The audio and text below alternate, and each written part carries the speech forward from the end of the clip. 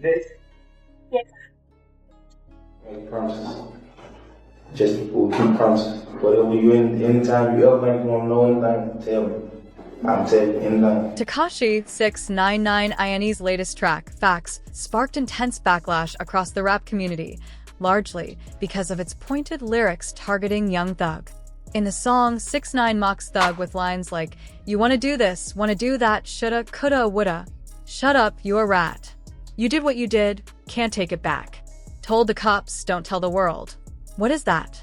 The verse references a leaked interrogation clip where Young Thug allegedly asks officers to keep his words private and seeks assurances before cooperating. For 6ix9ine, it was ammunition to expose what he sees as double standards in rap's no-snitch culture. And for fans, it reignited fiery debates over loyalty, street ethics, and who truly practices what they preach. Rappers couldn't help but react when 6ix9ine dropped his latest track, some in disbelief, others in laughter. Dog, we're really about to see 6ix9ine make a comeback with this one. I'm crying. One artist joked after hearing the chorus. And it's not hard to see why. The song, titled Something You Wouldn't Believe, flips a childhood nursery rhyme into a biting diss aimed at Young Thug, whose nickname is Spider. 6ix9ine raps, "The itsy bitsy spider went up the water spout. Down came the feds, and he ratted his mans out. I gave you my number, tell me what you want. Don't tell the world, just please let me out." The mocking twist not only turns innocence into irony but also doubles as a jab at Thug's leaked interrogation moment. Whether you find it clever or chaotic, most agreed, the chorus was undeniably catchy. But 6ix9ine didn't stop there. Before the song even dropped, he joined DJ Academics on Instagram Live, where the two joked about online trolling, fake Photoshop posts, and how the rat label had somehow turned into a meme. For 6ix9ine, it wasn't just a song release, it was a calculated spectacle, equal parts controversy and comedy. We were like, forgive him for what? He didn't even snitch. He just did too much. One fan joked, summing up the mood online as 6ix9ine continued to bait Young Thug before Something You Wouldn't Believe dropped. It was classic 6ix9ine, trolling loud enough to turn controversy into free promotion. But when the song finally hit, it took a sharp turn. Midway through, 6ix9ine flips the narrative, portraying himself as the real gangster and Thug as a pretender. He even flexes his house arrest status on camera, showing off the ankle monitor in the video's opening scene.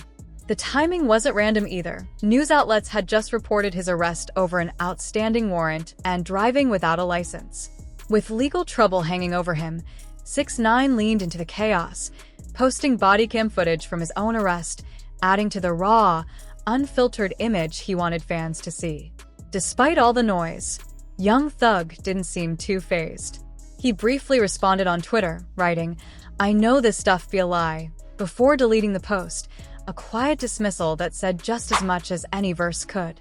"Bro's just trying to restart his career, cause he's broke," one comment read after Young Thug's post disappeared, likely a move tied to his probation terms.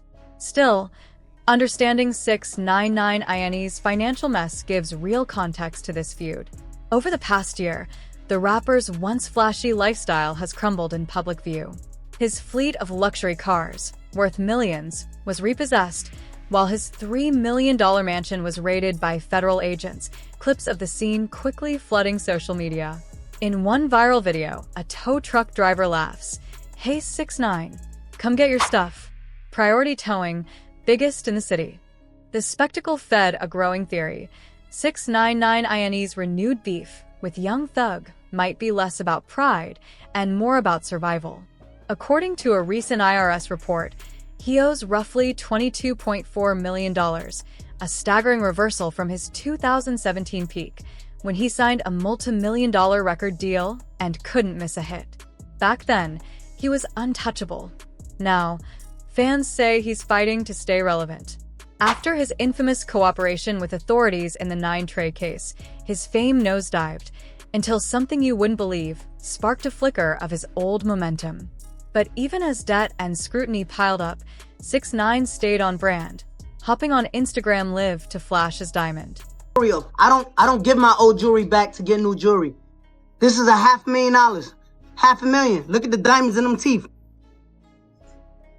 And nobody got this watch.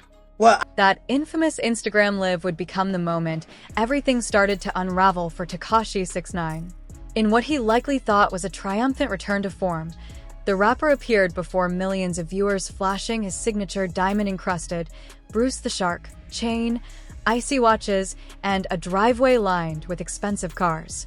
It was vintage 6ix9ine, loud, flashy, and deliberately provocative, the kind of performance that once fueled his viral fame. But this time, the flex didn't scream success. It exposed desperation. Fans didn't know it yet, but behind the glittering facade, 6ix9ine was drowning in financial trouble, and that live stream would be the spark that revealed just how bad things had gotten.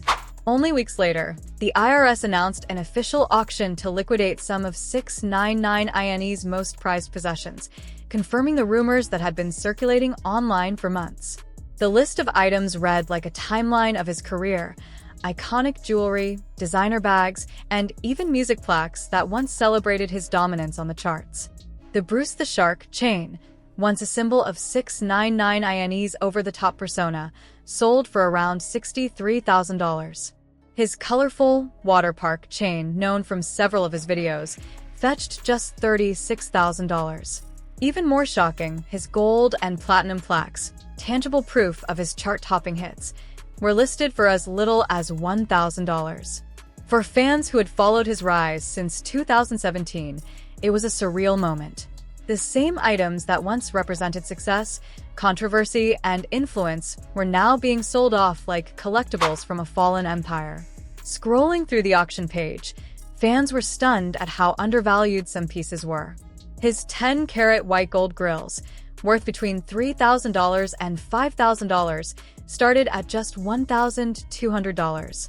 The jigsaw and spinner shark chains, staples of his chaotic image, were priced so low that commenters joked about copping a piece of hip-hop history on a budget.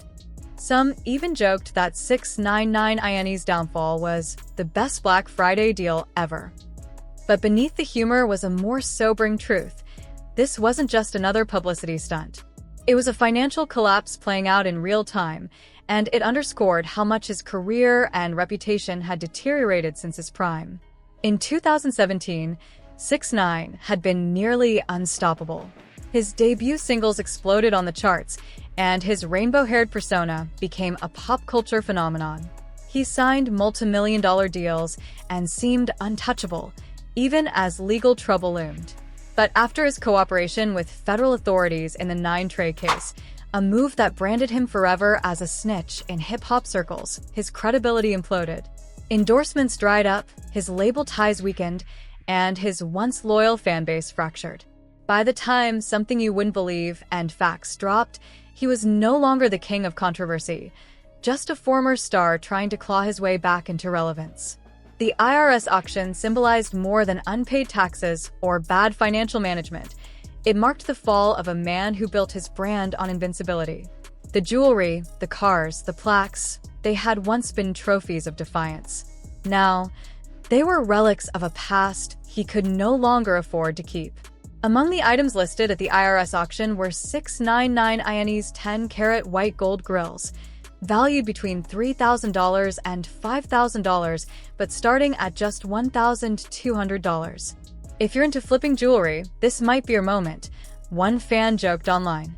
Still, for 6ix9ine, the real comeback plan isn't reselling, it's revenge. His ongoing feud with Young Thug and the release of new music could be his ticket out of financial ruin. In his song, FAX, the shots keep coming as 6ix9ine raps. What happened? Thought you was a thug. Sat down and started yapping. Bite, munch, munch, all you hungry get to snacking. I've been told you about these rap guys, they be capping. The verse once again accuses Young Thug of cooperating during police interrogations, a reference to a 2-hour session where Thug was heard mentioning Pee Wee Roscoe's name in connection to the 2015 Lil Wayne tour bus shooting. In the footage, Thug tries to distance himself, claiming confusion but still linking Roscoe to the incident, a move that later sparked Roscoe's own reaction online. For 6ix9ine, moments like this fuel his narrative, that in a game built on loyalty and street codes, even the toughest rappers can fold under pressure. A nigga just beat him off a Rico. Come home. Still talking about, oh, rat. Bro, that's God. That ain't nothing but God biting you back in your... Strangely enough, just 20 minutes after Pee Wee Roscoe spoke out, Young Thug took to social media to respond, writing, "They didn't play my interrogation video in court because I helped my brother."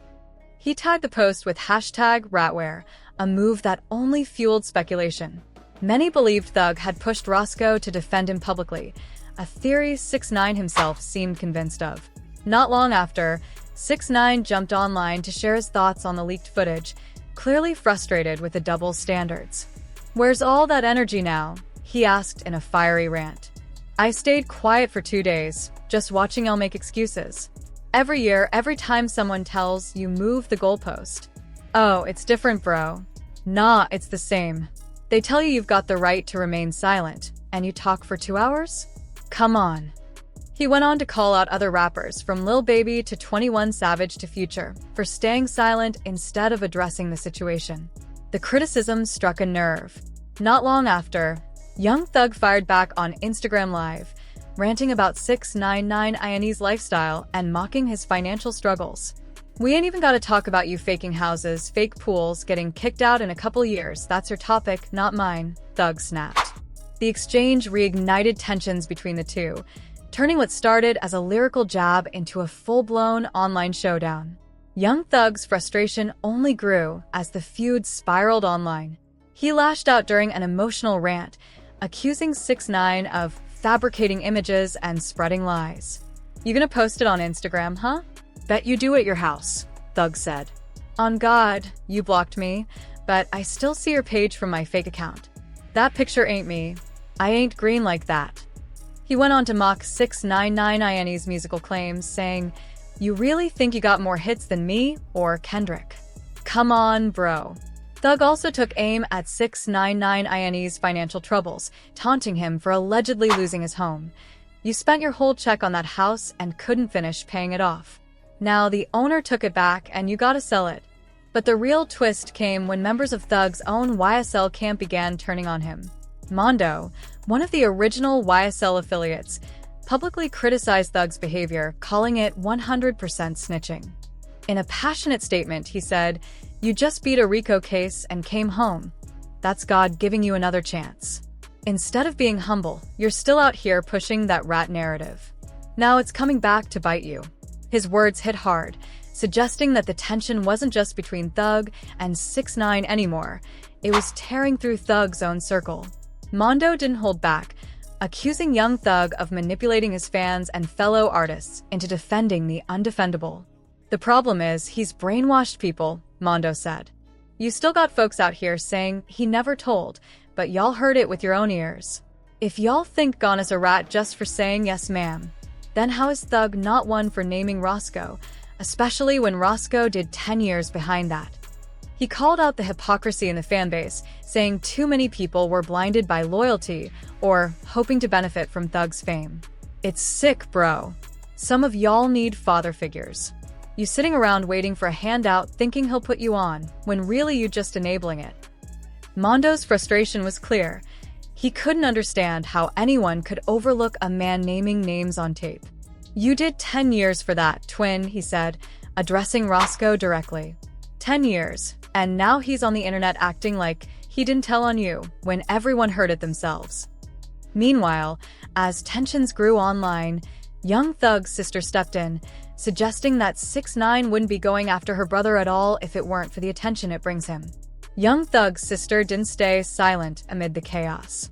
Taking to social media, she defended her brother and called out rappers who she believes are only dissing him because his travel restrictions keep him from moving freely. "Let's be real," she said. "Half of y'all wouldn't be talking like this if my brother could travel.